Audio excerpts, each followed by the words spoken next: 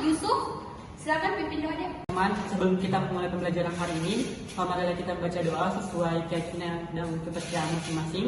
Semoga pembelajaran hari ini dapat berjalan dengan lancar. Doa dimulai. Doa selesai. Ibu absen dulu, Nurul Rahma. Hadir Ibu. Awalia. Hadir Bu. Rizna. Hadir Bu. Widya. Hadir Bu. Oke, hadir semua ya. Hadir Bu. Oke, bagus. Nah, ada yang masih ingat materi kita sebelumnya mengenai apa? Ciri-ciri makhluk hidup. Oke, tepat sekali ya, ciri-ciri makhluk hidup. Nah, karena materi mengenai ciri-ciri makhluk hidup telah selesai, hari ini kita akan masuk pada materi yang baru, tetapi masih berkaitan dengan materi kita sebelumnya. Nah, Ibu berdiri saja ya, supaya lebih mudah menjelaskan. Iya Bu. Nah, pada saat kalian berangkat dari rumah ke sekolah, apa saja yang kalian temui di jalan? Sapi Bu.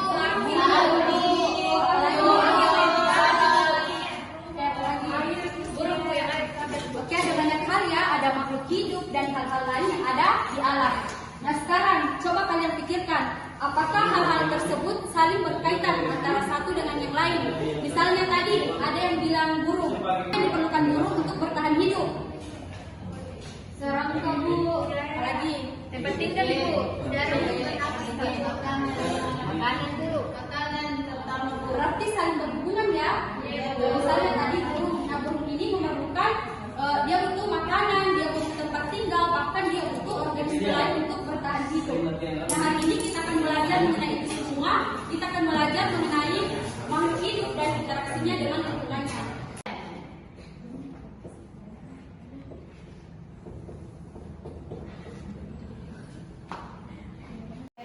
Adapun tujuan pembelajaran kita hari ini yaitu ada 3. Yang pertama, kalian dapat menjelaskan pengertian daripada ekosistem. Yang kedua, kalian dapat mengetahui komponen-komponen apa saja yang ada dalam suatu ekosistem serta hubungannya antara satu dengan yang lain. Dan yang ketiga, kalian dapat menjelaskan rantai makanan yang ada di dalam suatu ekosistem.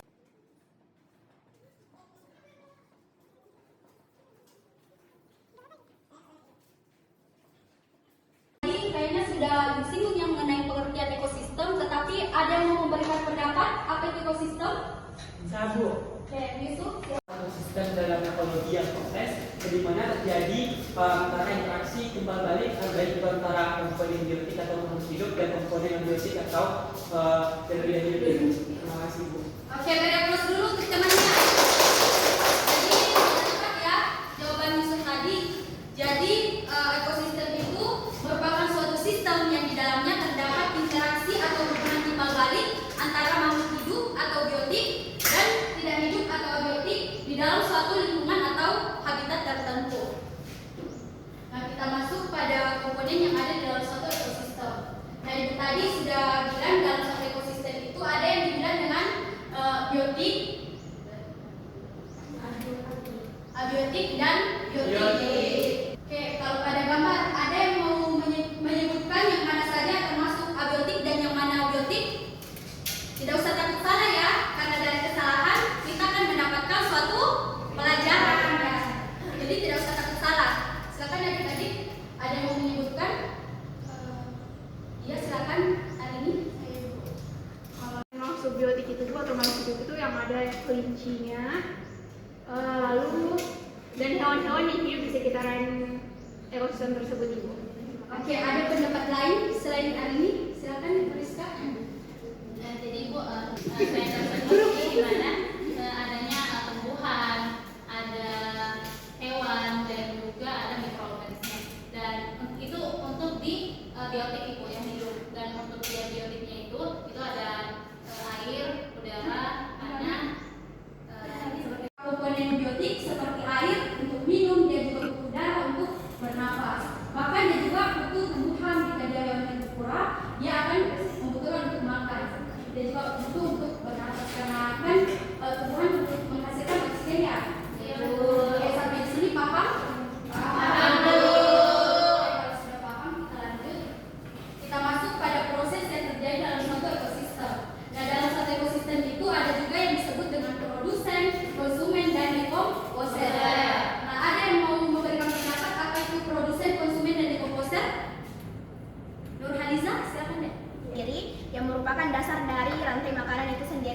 Kemudian kalau konsumen merupakan organisme yang tidak dapat membuat makanannya sendiri sehingga memerlukan organisme lain untuk memperoleh energi. Kalau dekomposer itu merupakan organisme yang akan menguraikan sisa-sisa organik dan kemudian diubah ke anorganik dan kemudian digunakan lagi untuk tumbuhan.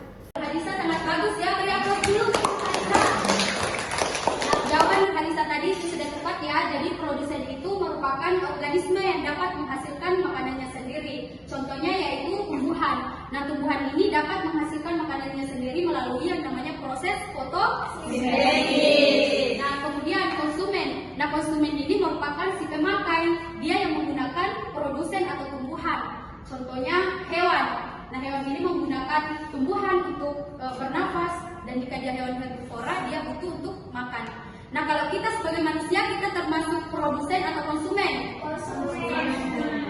Oke, kita termasuk konsumen ya, karena kita juga menggunakan tumbuhan untuk bernafas. Karena kan tumbuhan menghasilkan oksigen melalui proses fotosintesis. Nah, sedangkan dekomposer sendiri merupakan pengurai. Dia yang mengurai produsen atau konsumen ketika dia sudah mati. Dia akan diurai ke dalam tanah, unsur hara, kemudian diserap lagi oleh tanaman dan dipakai lagi untuk pertumbuhannya. Sampai di sini paham? Paham, Ibu. Oke, kalau sudah paham kita lanjut. Nah, kita masuk pada konsumen memiliki beberapa tingkatan. Ada konsumen tingkat 1, 2, sampai dengan konsumen puncak pada suatu rantai makanan. Nah, tahu kalau tumbuhan itu merupakan produsen, dia yang menghasilkan makanan. Nah, tumbuhan ini akan dimakan oleh belalang. Nah, belalang ini merupakan konsumen tingkat 1 karena dia yang pertama kali memakan produsen. Kemudian belalang akan dimakan oleh katak. Nah, katak ini merupakan konsumen tingkat 2. Kemudian katak akan dimakan oleh ular. Nah, ular ini merupakan konsumen tingkat 3. Kemudian nantinya ular ini akan dimakan oleh elang. Nah, elang ini merupakan konsumen tingkat tinggi atau konsumen puncak pada rantai makanan ini. Nah, kemudian ketika tumbuhan dan beberapa hewan ini mati, akan diurai ke dalam tanah dengan bantuan siapa? Dan dengan bantuan dekomposer, yaitu fungi. Sampai di sini paham adik-adik? Paham, Ibu. Oke, kalau sudah paham kita lanjut. Nah, di sini ada yang punya sawah? Punya. Padinya biasa dimakan apa deh? Tikus. Oke.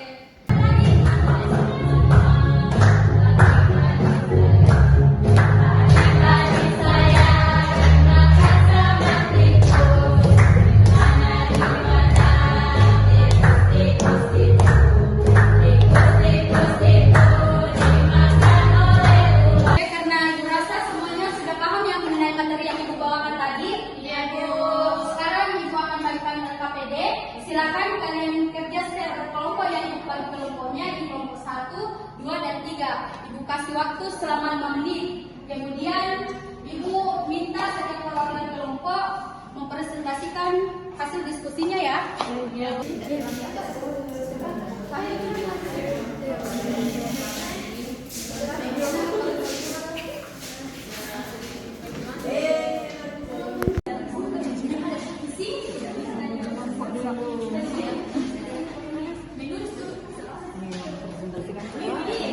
Siapa nanti yang wakil?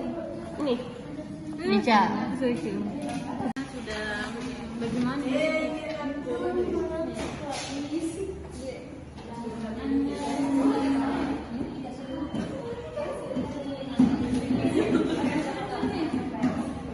Ya sudah. Semuanya sudah selesai ya.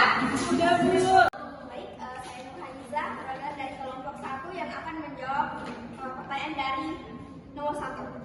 Jadi pertanyaannya yaitu menurut kalian pada rantai makanan di samping apa yang terjadi jika katak sebagai konsumen tingkat 2 mengalami kepunahan? Jadi jawaban kami itu jika katak sebagai konsumen tingkat 2 punah, dampaknya akan signifikan bagi ekosistem. Pertama, populasi serangga seperti belalang akan meningkat pesat karena tidak ada predator yang mengendalikannya dan dapat merusak tanaman. Kedua, predator tingkat lebih tinggi seperti ular akan kesulitan menemukan makanan, menyebabkan potensi penurunan populasi mereka. Sekian, terima kasih. Oke, berapa? Jadi jawaban kelompok 1 sudah bagus ya. Ketika di dalam suatu ekosistem itu ada yang mengalami kepunahan, otomatis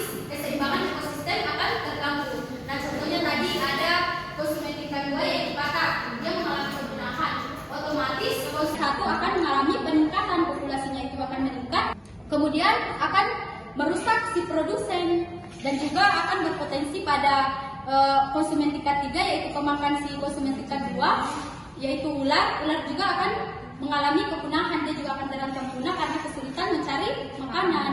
Saya akan berikan tugas individu ya. Tapi silakan kalian kerja di rumah saja. Minggu depan Ibu baru kalian kumpul. Nah, tugasnya itu silakan kalian menggambar atau mengambil foto contoh ekosistem yang ada di sekitar kalian. Kemudian kalian deskripsikan komponen apa saja yang ada di dalam, lalu hubungkan antara komponen satu dengan yang lain. Sampai di sini paham mengenai tugasnya? Paham, Ibu. Oke, kalau sudah paham, sebelum kita tutup pelajaran kita hari ini, Ibu minta satu orang dapat menyimpulkan pelajaran kita hari ini. Silakan. Ibu. Siapa? Rizka. Silakan Rizka. Baik, jadi setelah kita tadi mempelajari tentang ekosistem yang dapat saya simpulkan Ibu sesuai dengan pengalaman saya. Jadi ekosistem itu adalah suatu sistem yang terdiri dari komponen biotik dan juga ada komponen abiotik. Adanya interaksi dalam ekosistem, ada rantai makanan, ada siklus nutrisi, ada interaksi antar spesies. Mungkin cukup sekian Ibu. Terima kasih Rizka. Nah, minggu depan itu kita akan belajar mengenai pencemaran lingkungan. Silakan adik-adik mencari informasi dan juga baca-baca yang mengenai materi tersebut. Karena hari ini kita sudah banyak belajar mengenai materi ekosistem, Ibu berharap kalian dapat menjaga ekosistem ataupun lingkungan kalian dengan baik ya. Ibu juga pernah mendengar kalimat dari saudara kita di Papua sana. Dia bilang begini, ketika kau jaga alam, alam akan jaga kau. Maksudnya apa adik-adik? Ketika kita menjaga alam, alam akan memberikan dampak yang baik kepada kita. Sebaliknya, ketika kita merusak alam, alam juga akan memberikan dampak yang buruk kepada kita.